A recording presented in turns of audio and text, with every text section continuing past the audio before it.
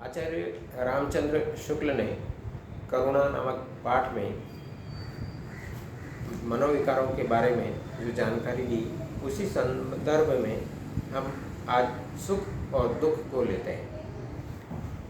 सुख की भावना और दुख की भावना किस प्रकार से मनुष्य के मन में आती है और वह क्या क्या क्रिया व्यापार करता है।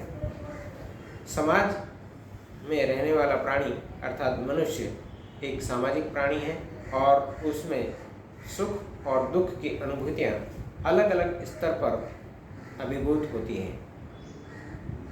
लेखक का यह विचार है कि दूसरों के दुख से दुखी होने का भाव और दूसरों के सुख से सुखी होने का भाव दोनों अलग अलग प्रतीत होते हैं। स्पष्ट है कि दूसरों के दुख में से दुखी होने का नियम जितना व्यापक है, उतना दूसरों के सुख में सुखी होने का भी मैं समझता हूँ नहीं। ये व्याख्या का अंश भी है। इसमें लेखक ने स्पष्ट किया है कि सुख और दुख की भावना और उसका विचार किस प्रकार से, मनोविकार किस प्रकार से व्यक्ति को प्रभावित करता है। एक कुलशील व्यक्ति जो दूसरों को दुखी देखकर अपने मन में दुख का भाव अनुभूत करता है, अभिभूत भी होता है।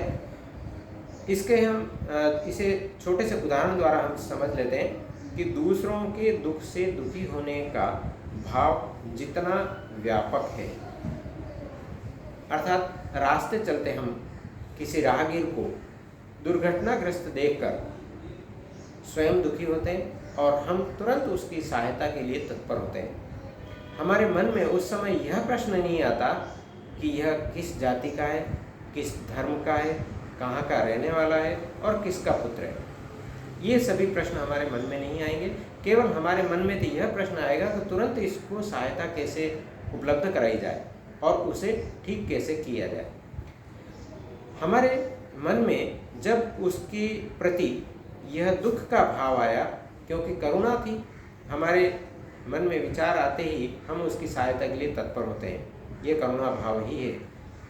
उस समय हम यह नहीं सोचते कि हम किस अवस्था में कैसे हैं और किस प्रकार से उसकी सहायता कर रहे हैं, परंतु इसी के ठीक विपरीत, क्योंकि हम जाति, धर्म, देश, स्थान से किसी से संपृक्त नहीं हुए और उसकी सहायता के लिए तत्पर होते हैं।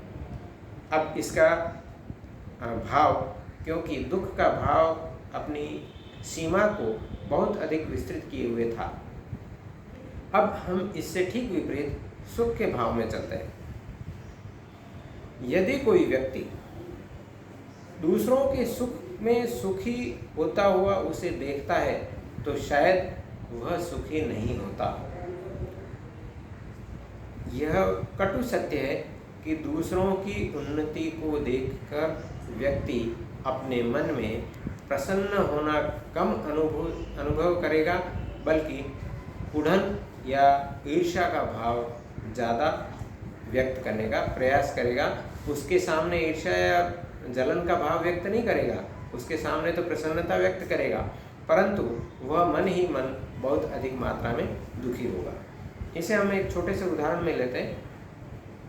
12वीं कक्षा के अध्ययन के दौरान कुछ सहपाठी एक ही गांव के एक ही स्थान पर बैठकर अध्ययन करते हैं, परीक्षा देते हैं। उसके पश्चात जब परिणाम आता है तब स्थितियां क्या बनती है। अब एक ही घर में एक ही स्थान पर जब अध्ययन करने वाले बालक, उनके अंक जब अलग अलग आते हैं, प्रतिशत जब अलग अलग होते हैं, तो उनकी माताएं अन्य व्यक्तियों के सामने जब अपने बालक या बालिका की प्रशंसा करती हैं तब क्या घटित होता है। अर्थात कुछ माताएं इस प्रकार से अपने भाव को व्यक्त करती है कि मेरा अमुक बेटा या बेटी इतने प्रतिशत लाकर पास हुआ। जो कम अंक लाने वाला पुत्र या लड़का था, उसकी माता के सामने यदि यह प्रश्न आता है तो वह माता बोलती है कि ये देखो, मेरा लड़का तो इतने ही लाया अंक और उसका लड़का इतने अंक लेके आया, जबकि पढ़ता मेरे घर था, फिर भी मेरे बच्चे के कम अंक आए और उसके ज़्यादा अंक आए। यहाँ एक ईर्ष्या का भाव उत्पन्न हुआ और जलन का भाव उत्पन्न हुआ। ऐसी स्थिति में जबकि सुख की अनुभूति होनी चाहिए कि अंक इतने आए, परंतु वहाँ सुख नहीं बल्कि सुख की जगह क्या आ गया, दुख आ गया। तो ऐसी स्थिति में लेखक इस बात से सहमत है कि दूसरों के सुख में सुखी होने का भाव परिमित होता है, अर्थात बहुत ही सीमित दायरे में होता है। क्योंकि कभी कभी क्या होता है कि मनुष्य अपनी पीड़ा को व्यक्त नहीं करेगा, परंतु दूसरों को अधिक मात्रा में सुखी देखकर वह दुखी होता है और ईर्ष्या का भाव उसके मन में उत्पन्न होता है। लेखक ने एक अन्य उदाहरण द्वारा इसे स्पष्ट करने का भी प्रयास किया है। वह यह चाहते हैं कि एक अपराधी व्यक्ति के मन में अपराध करने का जो भाव है उससे दूसरों को क्या प्रेरणा लेनी चाहिए। दूसरे व्यक्ति जो दर्शक हैं या श्रोता हैं, उनके मन में उस अपराधी व्यक्ति के प्रति किसी भी प्रकार से सहानुभूति नहीं होगी, जबकि एक आम राहगीर को क्षतिग्रस्त देखकर या दुर्घटनाग्रस्त देखकर उसके प्रति जो सहानुभूति होती है, उतनी सहानुभूति एक अपचारी व्यक्ति या अन्य अपराधी प्रवृत्ति वाले व्यक्ति को पीटते हुए देखकर या मारते हुए देखकर उसके प्रति सहानुभूति नहीं होगी, बल्कि उसके प्रति क्रोध होगा और अन्य भाव भी जागृत होंगे।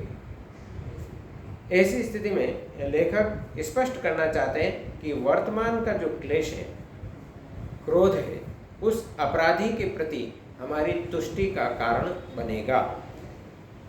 सारांश रूप में लेखक ने स्पष्ट किया है कि दूसरों के प्रति जो भाव है उसे उन्हें देखने के पश्चात ही उसकी अनुभूति और प्रतिक्रियाओं को व्यक्त करती है।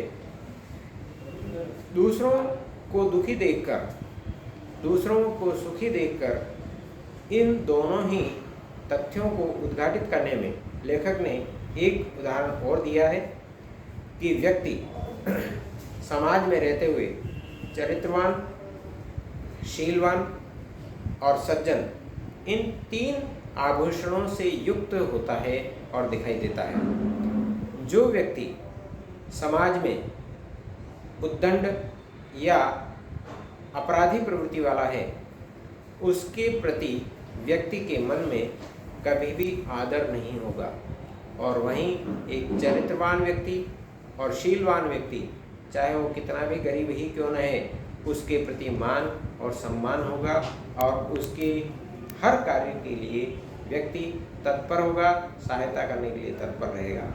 ऐसी स्थिति में एक आनंद की जो अनुभूति है वह उसके प्रति उत्पन्न होगी। अर्थात सुख और दुख का जो परिज्ञान है, दुख में दुखी होना और सुख में सुखी होना, इसका दूसरा उदाहरण इन्होंने यह भी दिया है कि दूसरों के दुख के परिज्ञान से मन में करुणा और दया का भाव भी उत्पन्न होता है। यह भी उन अनुभवों को उत्तेजित करने के लिए पर्याप्त है। लेखक ने एक उदाहरण यह दिया है कि दुख और दया ये किस प्रकार से बराबर चलने वाले हैं। एक अज्ञात व्यक्ति के प्रति या एक अज्ञात कुलशील व्यक्ति के प्रति हमारे मन में जो भाव होगा, उससे अधिक संसर्ग होने के कारण दुख की अनुभूति भी होगी।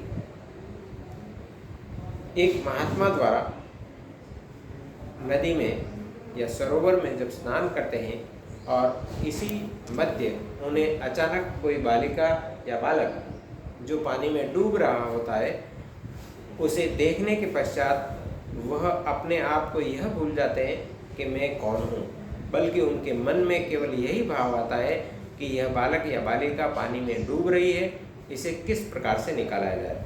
जैसे ही उसे वह निकालते हैं, उसके पश्चात अन्य दर्शक केवल मन में यह भाव लिए हुए उनकी बढ़ाई करते हैं कि आपने बहुत अच्छा किया कि जिसके कारण आपने इसे पानी से बाहर निकाल दिया। जो दर्शक हैं, जो नहीं बोल पाते हैं, जो सुनते हैं, तो उनके मन में उस महात्मा के प्रति, उसके सच्चरित्र के प्रति अपने मन में जो भाव उत्पन्न होगा वह एक दया का भाव होते हुए अच्छे कर्म किए हुए होने के कारण उनकी अच्छी छवि लेकर अपने मन में प्रस्तुत होंगे। यहाँ भाई बंधुओं के प्रति जो भाव होगा और वही महात्मा के प्रति जो भाव उत्पन्न होगा उसमें व्यापक अंतर लिए हुए होगा। कुछ अन्य उद्धरण में लेखक ने यह स्पष्ट किया है कि करुणा की जो तीव्रता होती है वह तीव्रता भी सापेक्षता के माध्यम से, पात्र के माध्यम से अलग अलग प्रतीति देने वाला होगा। ऐसी स्थिति में उसे सुगमता से किस प्रकार से स्वीकार किया जाए, इसे अलग उद्धरण के द्वारा प्रस्तुत किया है। धन्यवाद।